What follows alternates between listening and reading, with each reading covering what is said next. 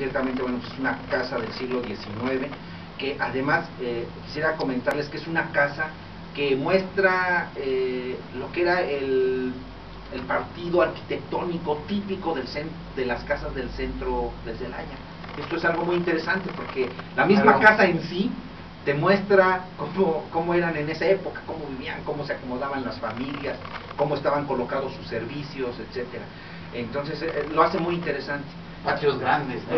Un patio, bueno, para una casa habitación es una casa de buen tamaño. ¿No, ingeniero? Sí, para una casa habitación es una casa de buen tamaño.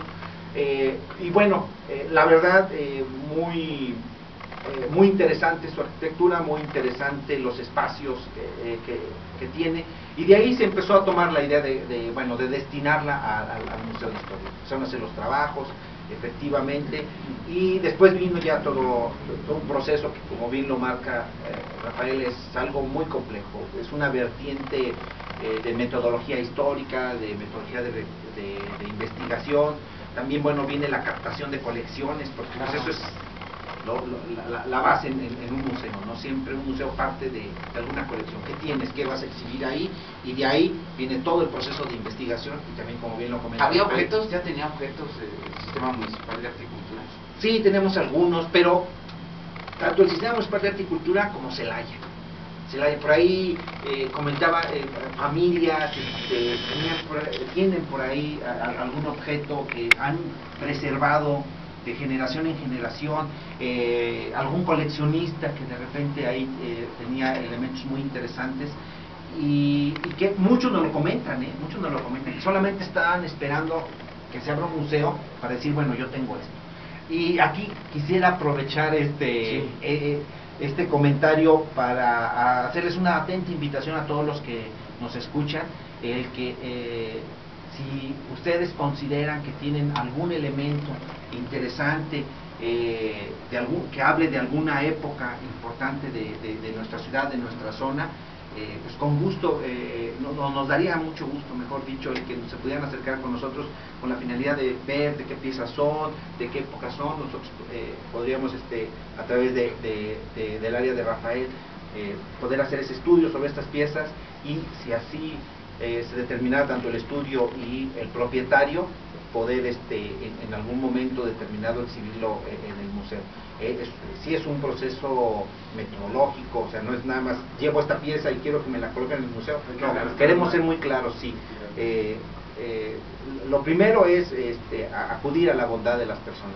Si tienen algún objeto que consideran que puede ser interesante para el museo, háganoslo saber. Entrará a un proceso de estudio, a un proceso de investigación, de documentación, de fundamentación de lo que es, y si lo amerita, la verdad es que nos dará muchísimo gusto que esté en el museo. Nos hablan de un museo regional, ¿quiere decir que también a lo mejor de los municipios vecinos de Celaya también donaron piezas? Sí, claro. Y lo registraron, y no sé si a lo mejor en este proceso de donación de investigación haya piezas que todavía estén tratando de ver dónde es su origen, cómo surgieron, y no las han puesto por esta razón en el museo. Sí, exactamente. De antemano, el Museo de Historia de Celaya, por supuesto, tiene una comisión, de dictaminación, que tiene por objetivo el análisis permanente de este tipo de materiales, los que ya pasaron por una etapa de regularización administrativa, jurídica, porque por supuesto necesitamos nosotros, para la adecuada exhibición de estos objetos, manejar también un proceso administrativo muy puntual. Son aquellos objetos que podemos presentar al público sin ningún problema, pero por supuesto hay una lista de objetos que estamos trabajando en ello, que estamos consultando a otros especialistas en la Ciudad de México para que nos aclaren algunas dudas que nosotros tenemos sobre la autenticidad, sobre el uso, sobre la antigüedad. Pero sí, de antemano tenemos nosotros una completa apertura, y también creo que esto es algo muy importante. Desde principios del siglo XX, los celayenses habían manifestado su inquietud por canalizar acervos que tenían las familias para la exhibición permanente en museos. Lamentablemente, esto que menciona el ingeniero es muy importante. La falta de un espacio había impedido que esto se llevara a cabo, fundamentalmente.